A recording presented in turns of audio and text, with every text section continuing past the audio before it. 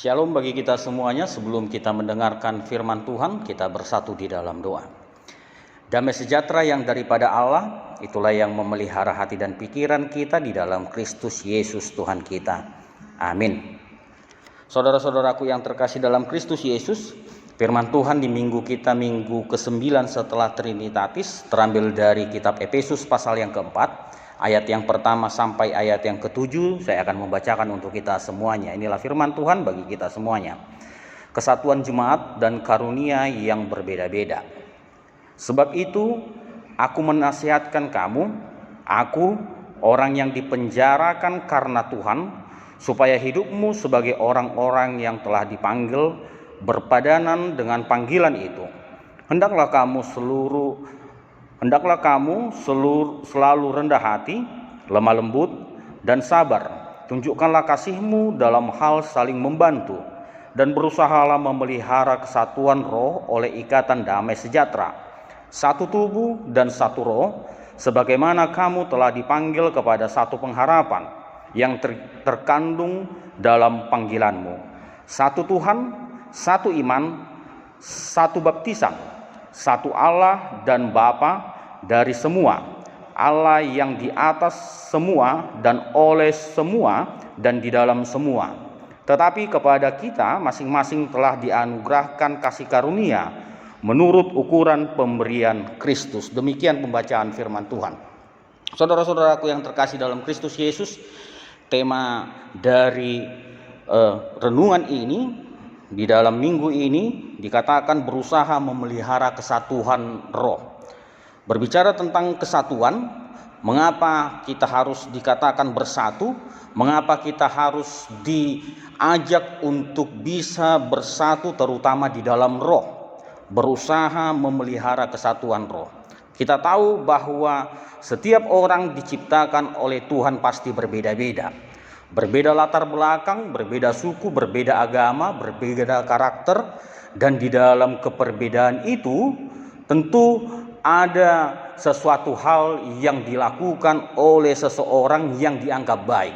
Sehingga di dalam perbedaan itu diharapkan supaya orang bisa semakin bersatu, orang semakin bisa menjalin kerjasama. Dalam nas ini ditekankan di dalam kepelbagaian itu bagaimana kita bisa saling membantu, bagaimana kita bisa saling menunjukkan kasih di dalam Tuhan. Karena bagaimanapun juga bahwa di dalam perbedaan itu, di dalam keberagaman itu, kita satu di dalam Tuhan. Kita satu di dalam memuji dan memuliakan Tuhan.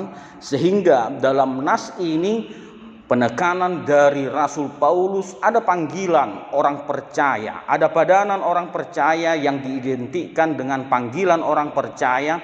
Di dalam keberagaman itu hendaknya lah engkau bisa bersatu, hendaknya lah engkau bisa saling menolong, hendaknya lah engkau bisa saling mensupport satu dengan yang lain. Jangan membuat perbedaan itu menjadi satu penghalang di dalam memuji dan memuliakan Tuhan, terutama dalam hal berbuat baik terhadap sesama. Oleh sebab itu, dengan tegas dan jelas dikatakan oleh Rasul Paulus bahwa keperbedaan itu, keberagaman itu bukan satu alasan kita untuk membuat sesuatu hal semena-mena, membuat sesuatu hal sesuka hati, tetapi bagaimana keperbedaan itu kita bisa masuk kepada kelompok lain, kita bisa saling mensupport orang lain, orang yang di luar kita, bahkan yang berbeda agama dari kita, untuk bisa saling menolong, untuk bisa saling membantu satu dengan yang lain. Ada tips yang dikatakan oleh Rasul Paulus di dalam ayat 3, dan berusahalah memelihara kesatuan roh oleh iman damai sejahtera, satu tubuh dan satu roh, sebagaimana kamu telah dipanggil kepada satu pengharapan yang terkandung dalam panggilanmu. Oleh sebab itu hendaklah kamu selalu rendah hati, lemah lembut, dan sabar. Tunjukkanlah kasihmu dalam saling membantu. Di dalam kita bersatu di dalam satu roh, hendaknya lah kita saling rendah hati. Seseorang yang rendah hati adalah orang yang tahu diri, mengenal siapa dirinya, Orang yang rendah hati mengetahui bahwa hidupnya adalah oleh karena kasih karunia Tuhan. Orang yang rendah hati yang menyadari bahwa semua yang terjadi di dalam kehidupannya adalah pemberian Tuhan, sehingga dia mau datang bersyukur kepada Tuhan dengan semua apa yang ada di dalam kehidupannya. Dan salah satu tokoh yang sangat terkenal di dalam kehidupan kita, yang menjadi panutan kita di dalam kita berbuat rendah hati, adalah bagaimana Yesus mau dengan rendah hati turun ke dunia ini dari singgasananya yang merupakan anak Allah, mau berbaur dengan manusia, menyerupai manusia. Dia turun ke singgasananya untuk mau membantu, untuk mau menebus dosa-dosa manusia. Kita bisa melihat dengan bagaimana kerendahan hati Tuhan Yesus mau berbaur dengan manusia. Pertanyaannya, bagaimana kita? Apakah kita mau berbaur dengan sesama kita? Apakah kita mau berbaur dengan orang lain? Apakah kita mau merendahkan diri kita dengan tidak memaksakan kehendak kita kepada orang lain, dengan tidak mengintimidasi orang lain, bahwa sesuatu hal yang mungkin baik menurut kita, kita paksakan itu terjadi di dalam suatu kelompok atau suatu organisasi ataupun satu harapan yang kita inginkan? Dengan kerendahan hati kita mensyukuri setiap berkat-berkat Tuhan di dalam kehidupan ini. Tips yang kedua yang dikatakan oleh Rasul Paulus di dalam membina kesatuan roh adalah bagaimana supaya kita bisa hidup dengan lemah lembut. Yesus melakukan pelayanannya dengan lemah lembut, sebab semua yang dilakukannya di dunia ini adalah karena kehendak Allah Bapa yang menyuruhnya, hingga dia taat mati di kayu salib. Sehingga orang yang lemah lembut bukanlah orang yang lemah, tetapi orang yang lemah lembut adalah orang yang kuat, yang dapat menguasai dirinya dan dapat menempatkan diri dengan baik dan benar dalam segala situasi. Orang yang lemah lembut itu tidak akan diatur oleh emosinya. Orang yang lemah lembut akan memberikan dirinya dituntun oleh kehendak Tuhan, sehingga di dalam kelemah lembutannya dia dipimpin oleh kebaikan Tuhan, dia dipimpin oleh roh Tuhan, sehingga di dalam melaksanakan segala sesuatu dia berpikir dengan matang. Dia tidak pesimis tetapi optimis. Orang yang lemah lembut adalah orang yang tidak memaksakan kehendaknya kepada orang lain, sehingga di dalam kehidupan kesatuan dalam hal apapun itu, ketika kita tidak memaksakan kehendak kita kepada orang lain, akan terjadi kesatuan, akan terjadi kedamaian, akan terjadi sinergi yang bisa saling mendukung satu dengan yang lain.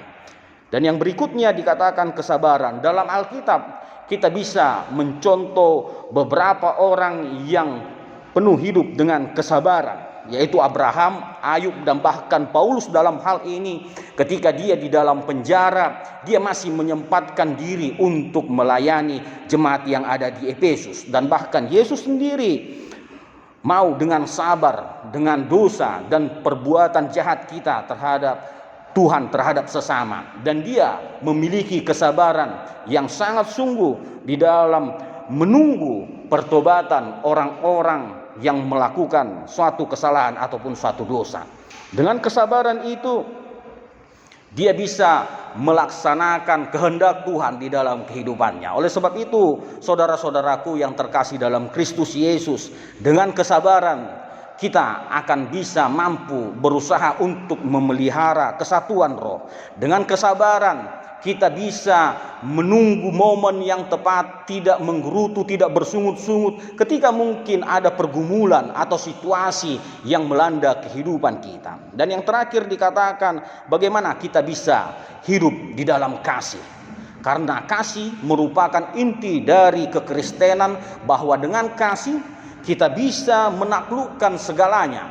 Dengan kasih kita bisa meniadakan perbedaan-perbedaan, kita bisa melakukan sesuatu hal yang baik, yang mendatangkan sukacita, yang mendatangkan damai sejahtera bagi setiap orang. dan kasih juga yang ditunjukkan oleh Yesus Kristus, sehingga dia dengan kasihnya mau menolong, mau menebus, mau berkorban kepada manusia. Sehingga saudara-saudaraku, di dalam Kristus Yesus, panggilan hidup Kristiani yang disebutkan yang di atas tadi adalah harus dihidupi oleh semua anggota jemaat untuk memelihara kesatuan di dalam roh. Oleh sebab itu, saudara-saudaraku yang terkasih dalam Kristus Yesus, mari kita hidup di dalam kasih. Mari kita hidup di dalam kelemah lembutan. Mari kita hidup di dalam kesabaran, dan mari kita hidup di dalam kerendah hatian, sehingga kehidupan kita berdampak yang baik terhadap sesama manusia, dan kita bisa berusaha untuk memelihara kesatuan di dalam roh. Tuhan memberkati kita. Amin. Kita berdoa. Terima kasih Tuhan untuk firman-Mu yang boleh mengajarkan kami agar kami bisa menghidupi Engkau melalui kerendahan hatian, kesabaran, kasih, dan pertolongan yang daripada Engkau, sehingga kami bisa memelihara kesatuan roh di dalam Engkau ya Tuhan, dan kehadiran kami bisa mendatangkan damai sejahtera bagi sesama kami. Oleh sebab itu ya Tuhan, bantu dan tolong kami melalui Roh-Mu yang kudus, agar kami bisa memelihara kesatuan roh di dalam Engkau demi kemuliaan bagi nama-Mu. Kami mau serahkan ya Tuhan kehidupan kami dan apa yang akan kami lakukan dalam tangan pengasihan-Mu. Dalam Kristus Yesus kami berdoa dan bersyukur kepada-Mu. Amin.